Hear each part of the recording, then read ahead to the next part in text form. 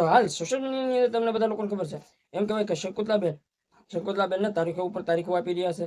હા, જે મિત્રો હાલ સોશિયલ મીડિયાની અંદર સમાચાર ખૂબ જ આવી રહ્યા છે. શકુંતલાબેનને તારીખો ઉપર તારીખો આપી રહ્યા છે. અને હાલ સમાચાર આવી રહ્યા છે કે શકુંતલાબેનને બીજી તારીખ આપવામાં આવી છે, તારીખ લંબાવવામાં આવી છે. જે મિત્રો એમ કહેવાય કે પહેલા તારીખ 14 આપી, પછી 15 આપી, પછી 16 આપી, અને અત્યારે 22 તારીખ આપવામાં આવી છે. જે મિત્રો હાલ સોશિયલ મીડિયાની અંદર આ સમાચાર ખૂબ જ વાયરલ થઈ ગયા છે. જે એવું કહેવામાં આવે છે કે શકુંતલાબેનને ફરી વખત તારીખ લંબાવવામાં આવી છે અને 22 તારીખ આવવાની છે. જે મિત્રો એમને જામીન મળી ગયા છે અને કોર્ટે રજૂ પણ થવાના છે અને તારીખ ઉપર તારીખ લંબાવતા જાય છે.